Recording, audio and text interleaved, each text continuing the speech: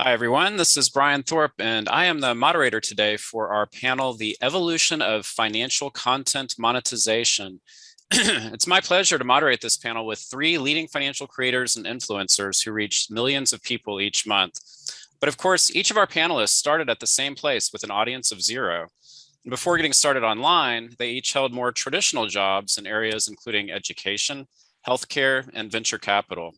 So in this panel, we'll learn more about their journey transitioning from comfortable and much more predictable career paths to their lives today as successful financial creators and influencers, and learn what it takes to get there. So let's kick off with brief introductions from our panelists. And Joseph, I'll start with you, the one non-Brian on the panel today, perhaps with just a brief introduction, and we'll go around with introductions, and then we'll dive right into the questions. Sure. Well, Joseph Hogue, I run the Let's Talk Money channel there on YouTube. Love doing what I do and really being able to stay in the financial space, but be in that influencer arena as well. Started out as an economist back in the olden days and transitioned into equity analysis, venture capital, and private wealth management. But I always knew I wanted to, own my own assets. So that really led me into creating websites, blogs in 2013, and then transitioning into YouTube later on. All right, great. And Brian Stoffel, how about you? My name is Brian Stoffel. Out of college, I was a middle school writing teacher in Washington, D.C. I really enjoyed it. I did it for 5+ years at a high needs school.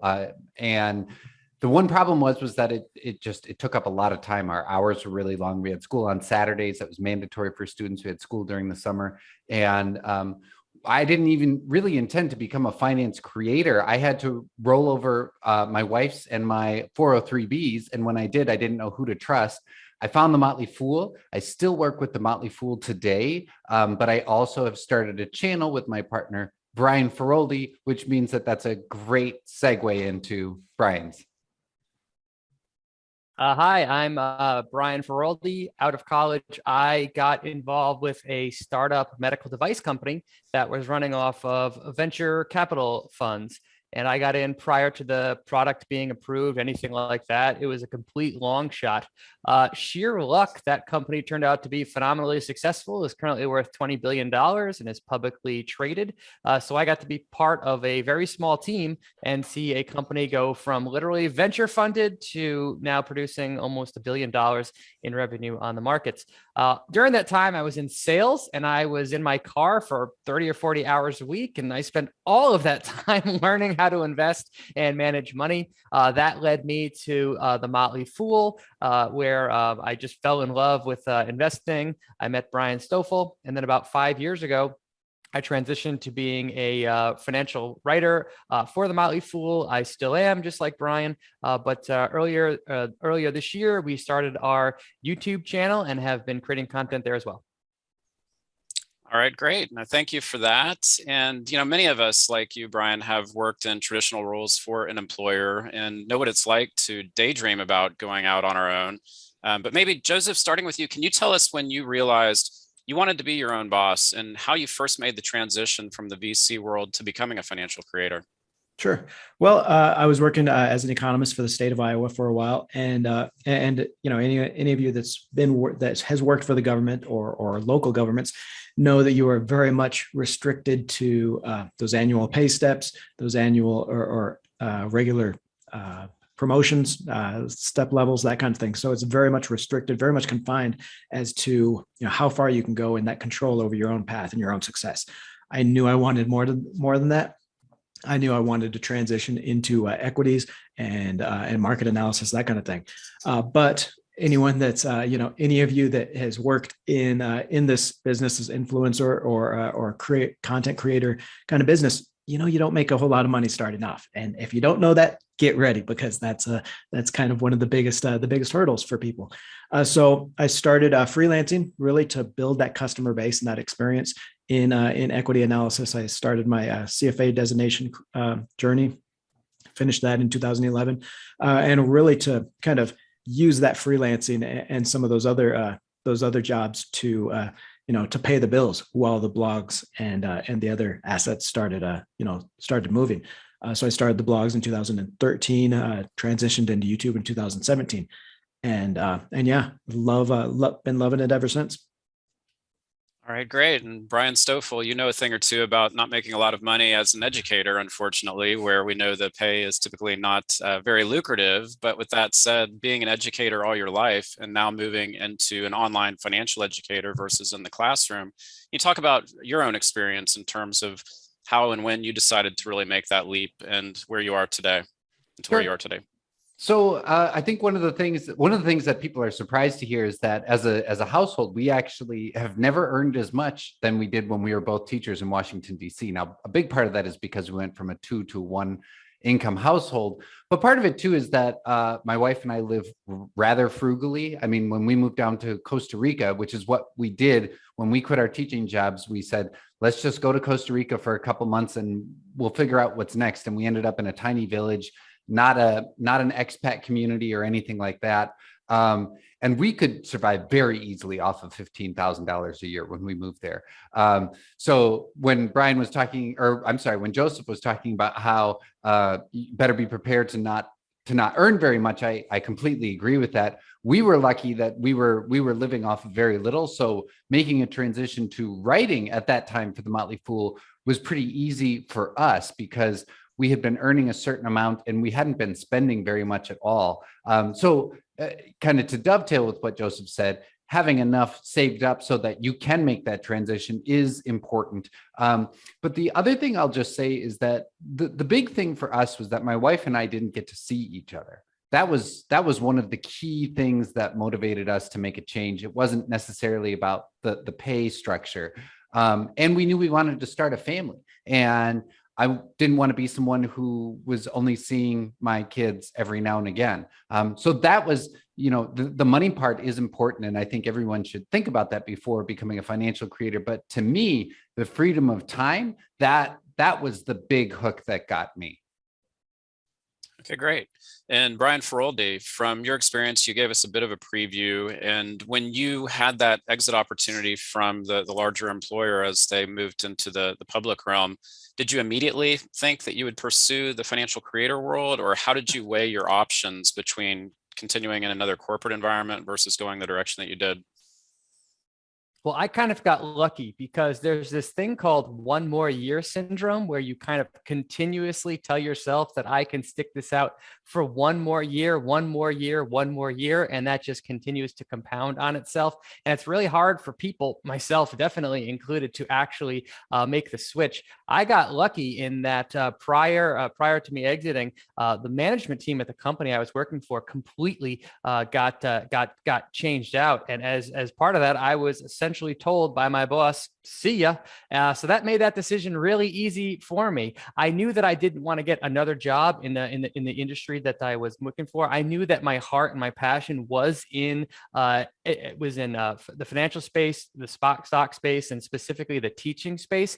At that point, I had a relationship with the Motley Fool that I'd been developing for years. But the fact that my job said bye to me gave me the courage to basically go up to them and said, this is what I want to do for a living. Is there any way that I could?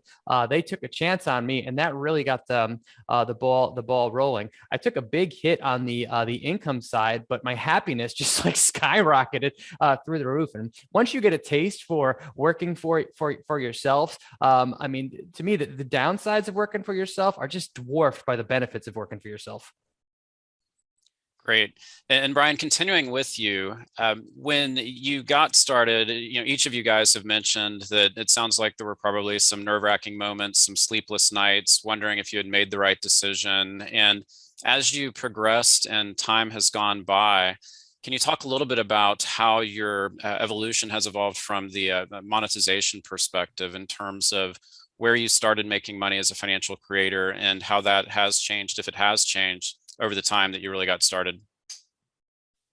Sure. So when I first made the leap, I was writing for the Motley Fool, and you're became a contractor for the Motley Fool. And when you work for a company like that, and there's lots of companies like that that offer that, you're paid per article. So you're paid basically on your output, and you can make a very nice living for yourself by producing content for other people. So financially, while my income did drop, it's not like it went down so substantially that I was having a problem living. And I was very happy doing that for many years. And that's why I still do that. But earlier this year, we had the opportunity to take what we were doing kind of behind a paywall and bring that over to YouTube, which just opened up an entirely new audience to us. And both Brian and I are teachers at heart, and we love the fact that we can go on a platform like YouTube, like Twitter, and teach people essentially the lessons that we've learned about investing. And it turns out that actually opens up new revenue opportunities to you, which is something that both of us were really not really aware of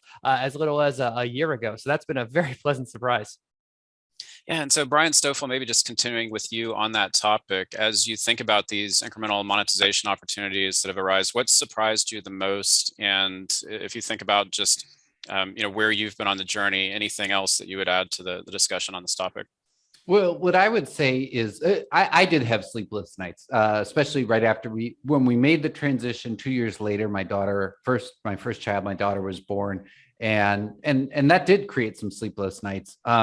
But I think that what happened for me was I was fine with that regular stepwise increase in paychecks for teaching, just because there aren't that many people that get into teaching for the money anyway. So I wasn't too focused on that. But at the same time, having that regularity meant that money wasn't something I really had to think about that much.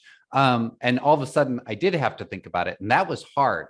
But what I will say is that it took me about 5 years to reach this place where I kind of reached a kind of Zen place of, you know what, instead of worrying so much about what the output is in terms of how much was entering my bank account, I put much more of my focus onto the input. And I remember I had a talk with a colleague of mine, John Maxfield, and I still remember it was right after Christmas in 2016. And he said, don't worry, like you're a good writer. Like, just focus on the writing. I trust me, it'll work out. And I remember walking away from that and being like, maybe I should do that. And what was interesting was I actually ratcheted back the volume of the articles that I was publishing for the Motley Fool and just started focusing on things that were interesting to me. And at times that got really hairy, where I was only producing a couple articles a week.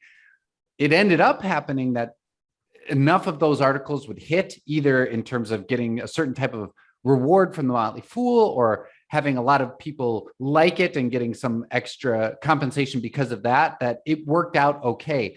The other thing I'll put out there is that skin in the game is really important. And what I mean by that is by an order of magnitude, the biggest addition to my family's net worth has not been from being a content creator.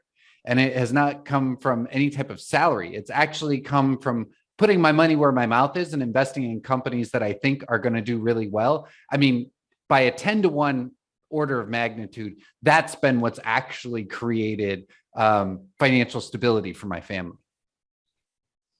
That's great. That's terrific. And Joseph, for you, you talked about really getting into freelancing in 2013 before making the transition to more on the YouTube front. Can you talk a little bit about your path in terms of monetization, where you've been to where you are today, maybe the mix of revenue, as well as any thoughts that you have in response to both Brian's on this topic as well?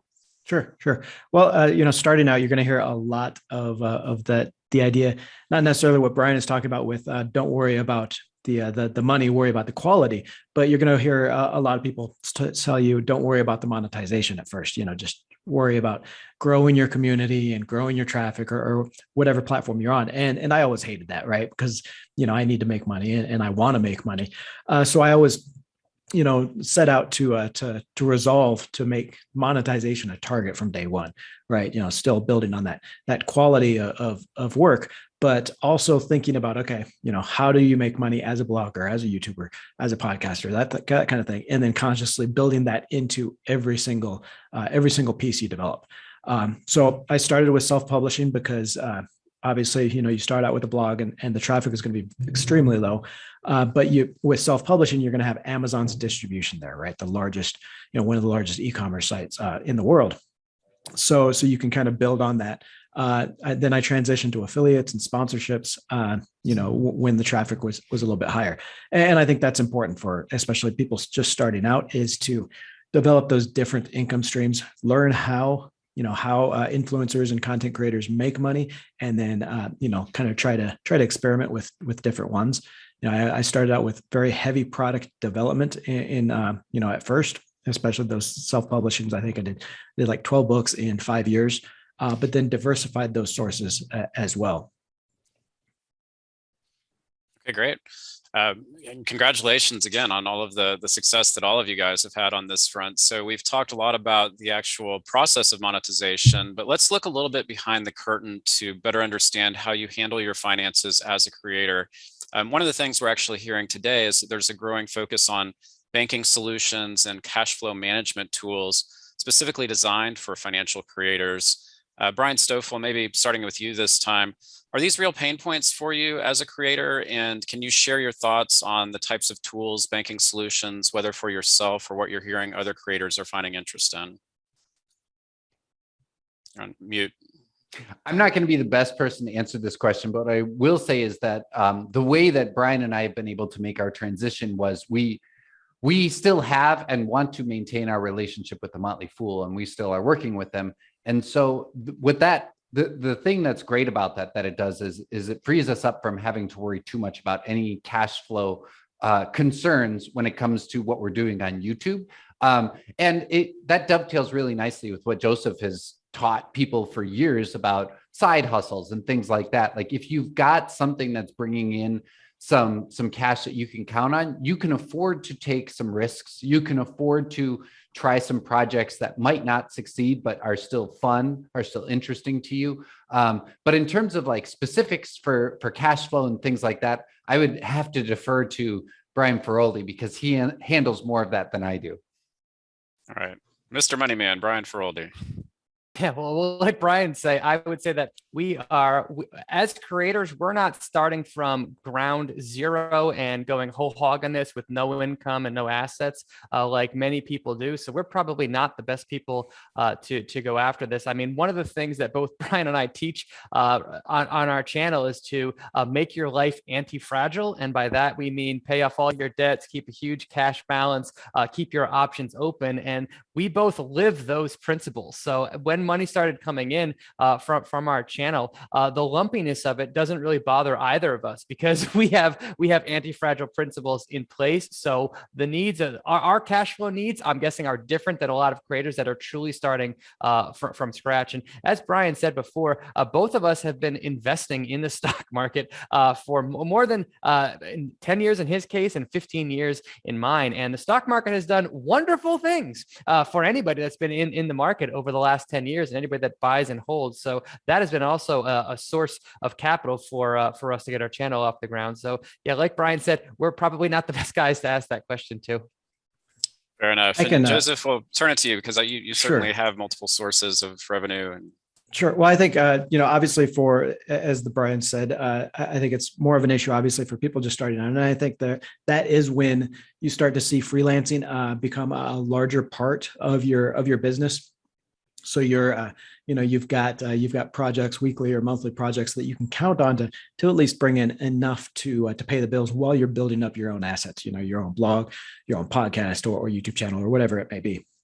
So you've got things like that. You've also got other programs that I see are becoming more popular now. Things like, the content network that I'm signed on with, BBTV, has a new program that they're launching where they're able to pay you a month in advance on it's a video content manager. So it's YouTube earnings, and they're able to disperse those YouTube earnings a month in advance, and it's for like a 2% fee, I think. So they've got that. I think PayPal also has something like that where they can analyze your last 6 or 12 months of PayPal earnings and in advance some kind of a portion of that. So there are cash flow management tools that you can use as far as getting cash flow when you need it. But I think it is important to have those multiple income sources as well as just any kind of a freelancing or side hustle idea until you get up to that level where you really don't need to worry about it. Okay, great. So we've talked about your journey for each of you getting to where you are today. Let's take a little bit of time to talk about what's ahead. And Joseph, maybe continuing with you, can you let us know how you'd like to grow your business from here? And are there any missing ingredients out there that you feel you need in order to achieve your growth goals? Sure, sure. Well, I think for myself right now is a lot of is kind of that back office support and management. I got to a place where I had to make a realistic decision and kind of a soul searching and decided that I am not the CEO type of person. I don't want to manage people, but I do enjoy being a content creator, analyzing stocks and that kind of thing. So, I think as far as direction for the industry, I think you'll see more back office and managerial tools pop up where where content creators can effectively grow their business, scale their business without having to be the management themselves. So take those roles and that burden off their shoulders and allow them to focus on that content creation. Okay, great. And Brian Stoffel, maybe to you first in terms of where you're looking to grow and any challenges that might be out there as well. I'm always this mute button. I got to work on that. All right. So, in terms of growth goals, I think what Brian and I are doing is what we're trying to do is let our missions guide us. And that is to teach people about finances so that they can be financially well. That's closer to Brian's mission statement. But where that takes us, I mean, what we have is we have a plan to continue producing content on our YouTube channel, to continue doing things with the Motley Fool, and also to create a course. And to be honest with you, the course that Brian and I want to create is a course on investing that we wish we had, in Brian's case, probably around 2005, in my case, probably around 2010. Because it would have given us a lot of the answers that it ended up taking us 5 or 10 years to discover. That back office stuff that Joseph was talking about will be a big deal. Again, that's more of something that Brian Feroldi handles. But the other thing is when Brian and I have kind of talked about what we want to do, what we've said is we want to produce things that help people. We want it to be sustainable. We want it to be fun. But we also don't want it to take up our entire days. There's other things, there are other parts of life that are important to us. So I think that we have modest goals moving forward. But I will also say that taking care of that back office stuff is important, because sometimes I feel bad that Brian's in Rhode Island, I'm in Wisconsin, and he's taking care of a lot of that back office stuff. And I think he tends to enjoy it, but I'm not doing as much of that here in Wisconsin. So maybe we should ask him. Yeah, Brian, what do you think? Do you enjoy it? Step one, I got to get a new business partner. Right. That's important. I actually, we're still pretty early on in figuring out YouTube, and I actually really enjoy the process of launching on a new platform, sucking at first and actually figuring out what that platform wants. I mean, our first YouTube videos went out in May of this year. And if you look at the difference in quality between 6 months ago and today, it's essentially night and day. And it's happened that way with basically every platform that we've gotten on. When I first started on Twitter, I was terrible. Now I'm less terrible at it. When I first got on Instagram, terrible. Now I'm less terrible at it. So I'm constantly looking for platforms to join and ways to bring kind of the messaging that we spread to other people. So I'm not sure exactly if I can truly outsource that stuff, but I would definitely like back office help after I kind of figuring out to help like kind of replicate that across. So that's something that I'm actively getting used to. And to Joe's point, I never envisioned myself as like a CEO type that like likes to like hire people and manage people and all that kind of stuff. But I'm starting to do a little bit about that now. So if I could get help on that front, that would be great. All right, we'll see what we can do. Beyond the human capital, Brian Feroldi, maybe continuing again with you, from a technology perspective, there's a good chance we have fintech entrepreneurs and startups who are listening in today. What would you want them to know is an unmet need for financial creators like you to help you achieve even greater success if they're working on their product roadmap? Well, one thing that I'm just now coming to grasp with and just starting to really understand is Web3, and the idea that essentially new platforms could emerge in the not so distant future that more closely aligns the creators with the audience that they're trying to build and actually allows the audience to participate in the upside of the creator. I'm still going to be on Twitter and YouTube and whatever platforms kind of come out for the foreseeable future. And I'm very confident that 5 years from now, even 10 years from now, all those platforms will continue to thrive. But the idea of what could be built with Web3 based on kind of blockchain technology is fascinating to me. And I can't wait to see what kind of tools become available to us in the next couple of years.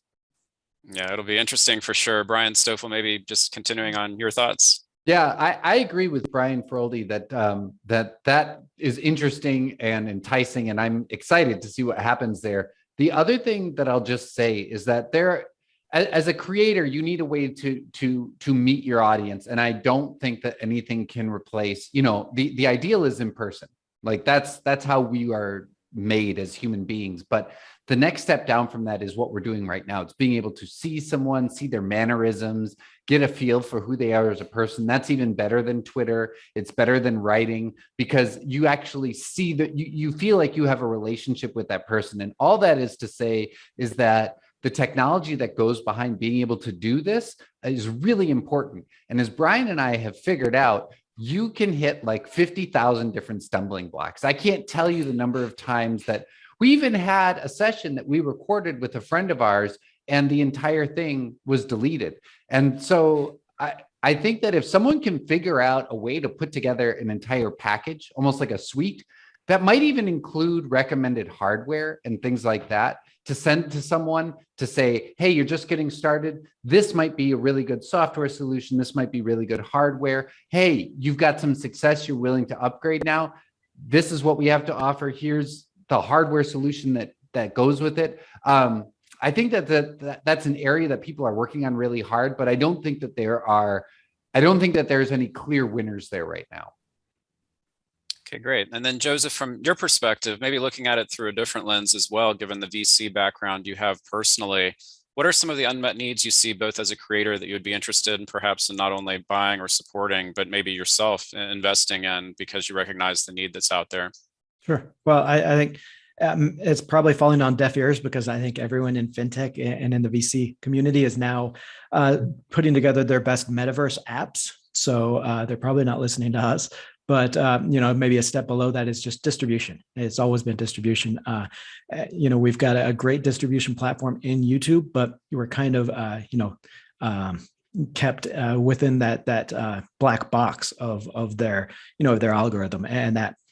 So of course, it's always a question of how do you get your videos to a larger universe. I know we're using an app or a service now that streams to multiple social media sites, so something like that. But yeah, how do you get that distribution through some kind of startup or an app is always really important. And even if it's just the distribution to YouTube to trigger something in the YouTube algorithm or in YouTube distribution itself, but off platform distribution, I think is very much needed. Okay, great. All great recommendations. And to perhaps wrap up here, one last question for you guys. As you look at the financial creator space, to this point, it feels like it's largely been comprised of individuals, but Brian, you're a good example of people coming together. Collectively, I'll ask each of you the question, do you see an opportunity or that the future of financial creators is likely to lead to more people coming together, maybe for the benefit of cross-pollinating across audiences? But Joseph, maybe just starting again with you for your thoughts here. Yeah, well, I definitely think there's a trend towards larger managed organizations, and that starts with partnerships like Brian, the Bryans have, but then develops into those actual larger organizations like BBTV and some of the content networks, and just using that as ways to back office support and manage the creators, as well as really just put greater emphasis on product development for those creators. Using the creators' influence for direct sales rather than through affiliation and sponsorships and how that creator monetization model has been in the past. So basically keeping more of those profit margins for the creators and for those organizations. Okay, great. And Brian, Stoffel? Yeah, I think that there's a lot of value in working in larger teams. I have no idea if it will be kind of a managed organization like Joseph talked about, or it'll just be groups of people that kind of have a flat structure that come together. But I think that I think what's really important is, for example, when Brian and I run a stock through our framework, for instance, our scores are only similar, let's say about half to 3/4 of the time. But that quarter to half of the time where they're very different, our opinions on a stock, I think that's really important. And I think you can take that little lesson and extrapolate it out, because there's no one right solution to every money problem. There's no one right solution to every side hustle. It's very different if you're married and you've got 4 kids and a mortgage, to if you are just retired or if you're just out of college. And so if you can get different perspectives together under one roof, I think that there is a lot of value in that. Brian Feroldi, anything to add? Yeah, we the 3 of us, the 4 of us actually, all recently went to FinCon together, which is just such a wonderful, wonderful place to meet other creators in person and talk to people that are many, many steps ahead of you. And we sat in on a presentation from somebody that was just crushing it on YouTube and knew the platform inside and out. And the key takeaway that I took away from that presentation was just the future of content creation is it's going to be a team sport. When you're working on your own, there's so much to do just to get a video up on YouTube. You have to prep for it. You have to record it. You have to edit it. You have to upload it. You have to optimize it. You have to create a thumbnail for it. And then you have to send it off into the wild. And we all know that when you're just first starting out, you have no clue if that video is going to find an audience or just like or die and nobody's going to discover it. So there is a lot to do. And that's just on one platform. If you kind of want to be on many, many platforms and reach an audience, there is a ton of work to do. So I think it's an unfair advantage if you are working with a partner and to go out and really create a team for yourself to handle the back office stuff. If you want to just focus on the content creation, or to handle that yourself and find ways to leverage yourself. So I absolutely think there's huge value in hiring or working with a partner or team. Okay, great. And it looks like that is our time for today. Looking forward to the next session with each of you. And thank you again for your time this afternoon. A lot of really great insights. And Hoda, we'll turn it back to you. If you are a financial creator, it's time to join us.